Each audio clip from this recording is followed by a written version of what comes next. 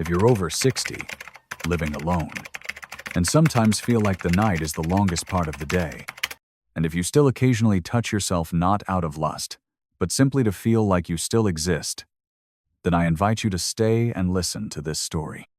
Not to make you feel ashamed or change anything, but to help you understand something quietly shifting inside you, something you may have never noticed.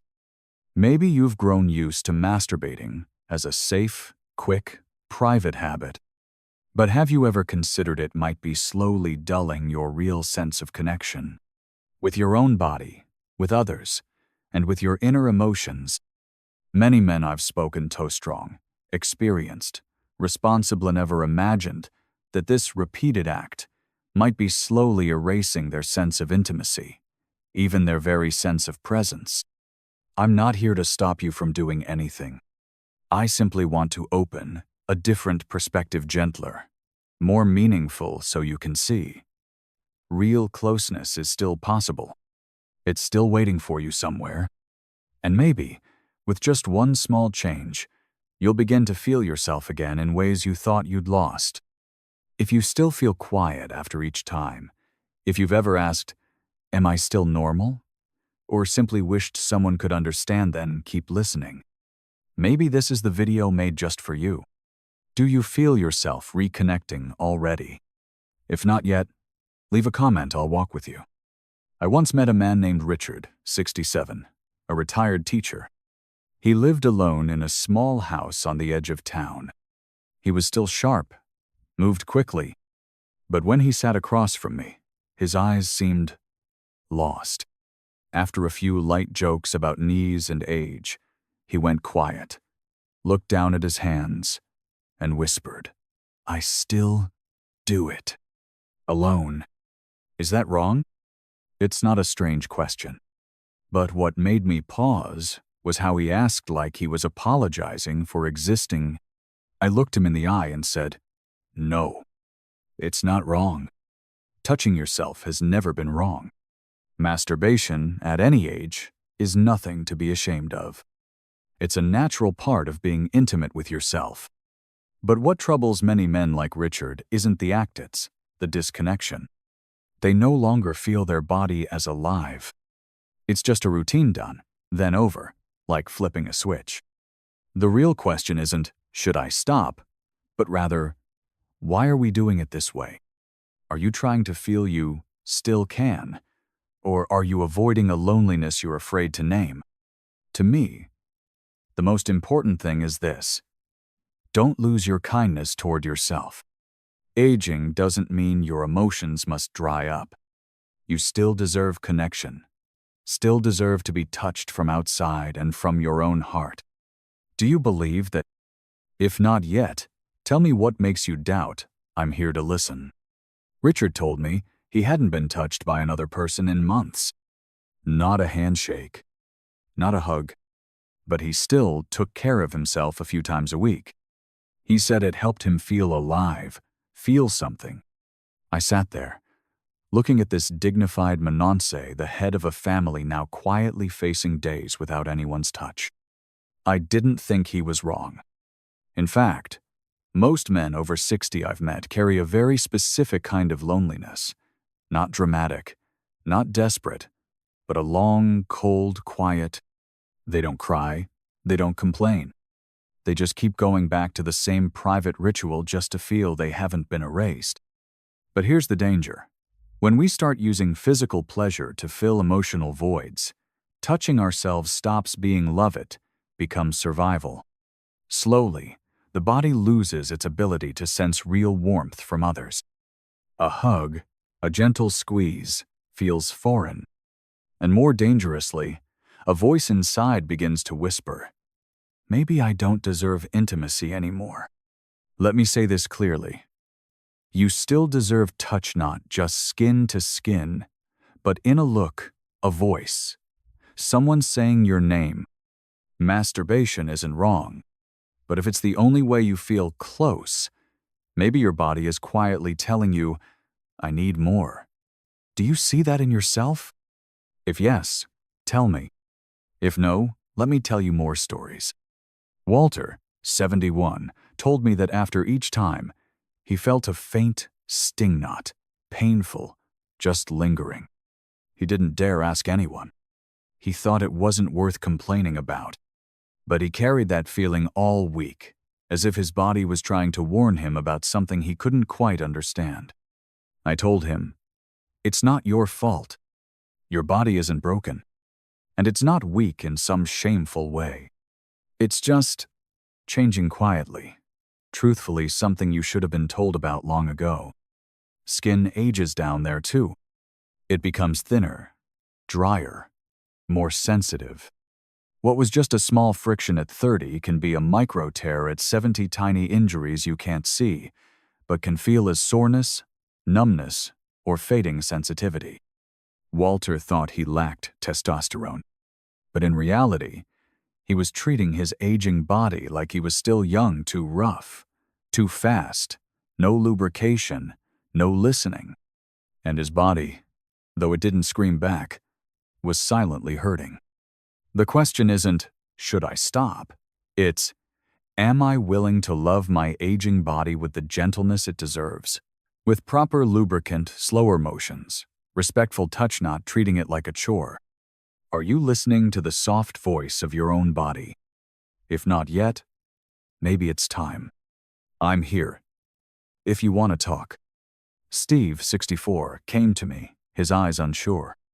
I can ejaculate when I'm alone, but when I'm with my wife, I feel nothing.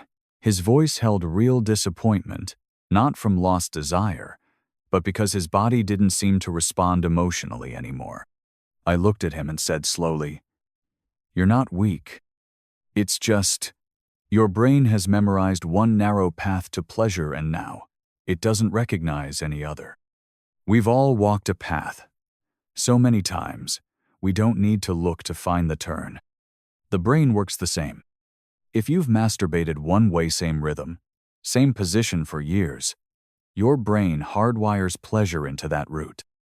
And when that path isn't present in real intimacy because your partner touches you differently, your body gets lost." Steve didn't need pills. He needed to relearn pleasure. Gently, with variety, using imagination, breath, stepping away from old habits to reconnect with real human touch. There's no shame in this.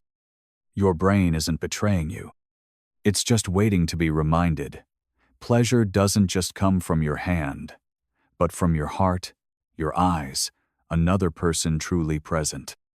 Are you still walking the same path in your emotional forest? Or have you forgotten how to explore? If you've stolatry one slower step, your brain can relearn, and real pleasure is still waiting. No rush. Carl, 68, a former firefighter still strong, still healthy, came to me with what seemed a simple question. I can still get hard when I'm alone, but with my wife, nothing. I feel like I'm lying to her. I understood that feeling. Many men think, maybe it's just in my head. But often, the body is whispering something deeper, and if we don't listen, that whisper can become a scream. When you're alone, there's no one to impress. No pressure to perform. No fear of judgment. Everything flows more easily. But when you're with someone, under their eyes, hopes, emotion severy system in your body must sync, blood flow, nerves, hormones, and that's when the cracks show. In Carl's case, I discovered he was in the very early stage of erectile dysfunction, a subtle signal, often the first warning of heart disease, diabetes, or hormone decline. I told him, "You're not broken. Your body is knocking, asking, are you caring for me the right way? Don't blame yourself.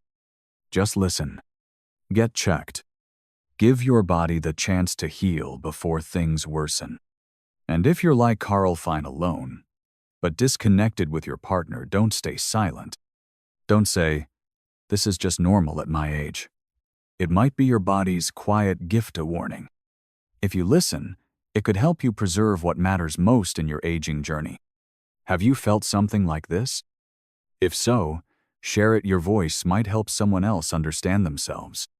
Greg, 70, A cheerful man who treasured old stories like sacred treasures came not because of pain, but numbness. "It doesn't hurt, doctor. It just feels like the signal is gone, like static." He assumed it was age, poor circulation, or the natural end of desire. But when I asked, "Where and how do you usually masturbate?" he quickly answered, "In my recliner." Leaning forward, "It's just easier that way." And there it was, a clue. When we sit too long, especially in a posture that presses the pelvis like soft couches, hunched forward, stomach compressed, we can compress the pudendal nerve, not enough to cause pain, but enough to dull sensation. Like a bent internet cable still connected, but weak. You still feel, but less clearly, less deeply. Greg didn't need meds. He needed to change his posture. Sit back properly. Support his knees when lying down. Avoid long periods on hard surfaces. Move gently during the day. Simple adjustments, yet they let the body breathe again. Have you ever felt something like Greg? Not exactly pain, but like something's missing. It might not be lack of desire. It could be your body quietly crying for help in a voice so soft, you might miss it. If it rings true, tell Meso Greg's story can be ours too. Harold, 68, a widower for 2 years, told me, "Some afternoons, I just want to shut everything off, the clock, the wind, the noise in my own heart. So I touch myself, not for lust, but for quiet." I sat still after that, moved, and deeply understanding. You see, sometimes masturbation isn't about release, but escape. That moment of silence after orgasm may be the only time all day when you don't hear your inner monologue, the regret, the loneliness, the ache of memories that never had space to cry out. In that moment, self-pleasure becomes a painkiller, effective, fast, but isolating. The body isn't wrong. At climax, the brain releases dopamine, pleasure, oxytocin, closeness, and prolactin, rest. But if those feelings only come from one repeated act, it's like drinking water through a tiny straw, enough to survive, never enough to feel full. I used to think, as long as I feel something, I'm okay. But now I know, feelings need variety. We need sadness, but also laughter. Pleasure, but also hugs, glances, moments of being understood. Are you using self-pleasure to silence sorrow? If yes, don't blame yourself. But also remember, you deserve more path zones that lead not just to skin, but to your heart.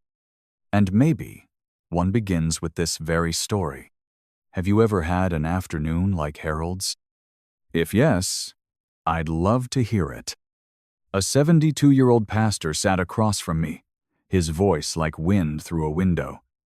"I still touch myself, but afterward, I feel like I've sinned. I can't even look in the mirror."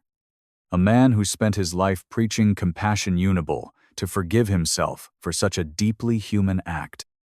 What I saw in him wasn't weakness, but a wound. Old, quiet, shaped by phrases like, "That's sinful. Good men don't do that." Words he'd heard since he was a boy and carried his entire life. Now, when his body spoke, he didn't hear its needs. He only heard the voices of judgment. I told him, it's never wrong to need touch. What's wrong is letting shame blind us to our body's worth. Masturbation isn't a sign of depravity or lack. It's a way for the body to say, I still feel, I still want to live. But when pleasure is tied to guilt, each act becomes self-punishment. That guilt doesn't just live in the mind, it affects your nerves, dampens pleasure, raises stress, and over time, severs connection to your own self. Are you carrying an old voice that says, you shouldn't? If so, try replacing it with one gentler. I deserve love even when I'm alone. You don't need fixing, just kindness toward yourself, the way you've shown it to others. And if that feels hard, I'm here, ready to listen. Dennis, 66, a cheerful man who still played tennis on weekends, came to see me with a feeling he couldn't quite name. It's not pain, just a heaviness, like something is full, tight, down there. We ruled out infections. Prostate issues, everything looked normal. But when I gently asked, "How often have you been ejaculating lately?" he hesitated, then admitted, "Pretty much every day. Sometimes twice. It helps me sleep." I nodded, without judgment. Because I understood for many, especially those living alone, that moment isn't just physical release. It's the only way to feel still here. But the body has limits. When masturbation becomes too frequent, the pelvic region full of blood vessels and nerves tied to arousal has no time to recover. It might feel normal, but in truth, blood remains pooled. Lymph circulation slows, soft tissue can't decompress. What's left is heaviness. Pressure like soil overwatered, moist, stifled, gasping. I told Dennis, "Your body isn't betraying you. It's whispering, 'I need rest.' Some people need just a couple days between, others a week. There's no rule, only listening." Have you ever felt what Dennis did? Not pain, not sharp discomfort, but a vague heaviness that lingered? If so, don't brush it off. It's a signal. And if you listen, your body will show you how to feel light again. When was the last time your body didn't feel quite right, but you pushed through anyway? I believe you don't have to carry it alone anymore. David, 61, recently remarried to a woman nearly 20 years younger. They sat before me, hands entwined, hopeful. "We want a baby, doctor," he said. "She's healthy, regular cycles. I eat well, exercise, but 6 months now, and nothing. I reviewed everything. Hormones fine. Semen analysis decent." Then I asked softly, "How often are you ejaculating?" David laughed, a little shy. "Honestly, almost daily." I thought, the more, the better. It's a common belief, but after 60, the body doesn't produce sperm like it did at 30. Each ejaculation uses reserves, and if not enough time passes to rebuild, the next batch is weaker. Slower swimmers, lower count, and lower chances. I told him, "Your body is like a garden. To grow fruit, the soil needs rest. If you harvest daily, the soil gets depleted." For men over 60 trying to conceive, a 2-5-day interval between ejaculations is ideal, not abstinence, but rhythm. So the seed has time to mature. David sat quietly, then nodded. "Maybe I've been trying too hard." "I thought effort was enough," I said. "Effort matters, but knowing yourself and giving space to grow matters more. If you're in your 60s or beyond and still dream of fatherhood, it's not impossible. But give your body a real chance. Don't force it. Don't rush it. And if you ever believed, men don't run out, remember, quality over quantity. Have you carried a late dream, like David's? If so, you're not alone. I believe your body, loved right, still holds beautiful surprises for you. Thank you for staying with me until the very end of this video. Maybe this isn't an easy topic. Maybe it's even harder to speak about after turning 60, 70, when society assumes that part of life is over. But you and I both know that's a lie, because desire doesn't retire. Loneliness has no age, and the need to be touched, loved, and fully alive within ourselves, it never goes away. Maybe we've just gotten used to silencing it, or worse, felt ashamed for still having it. I didn't make this video to preach or to tell you how to be. I simply wanted to sit beside you as someone who understands sand. Say what maybe no one has said to you in years. You are not wrong. You're not broken. You're not too much. You're just living the safest way you know how. And sometimes, safety is what makes us feel the most alone. Masturbation isn't the enemy. But if it's the only way you feel alive, it may be time to open a new door. One that leads to being touched not just by hands, but by presence. One where you're held not just by skin, but by understanding. Your body still deserves tenderness. Your heart still longs for connection. And your mind, after all it's been through, can still learn new joy. Joy not found in textbooks, but in your own story. If there's one thing I hope you take away from this, it's this. You still have so much to live, to feel, to give. Don't let old rules convince you your time has passed. It's never too late to love yourself again. And if there's still doubt in your heart, confusion, or just a quiet longing to be heard, don't hold back. Leave a comment. Write a few words. Share a story. Because it only takes one voice to remind hundreds of others. You're not alone. You're still here. And that alone is brave. I'm grateful you stayed. If this video touched you, subscribe. Each week, we'll talk about what few dare taboo everyone needs to hear. See you next time. And if your heart feels even a little lighter now, then I know this story was not told in vain.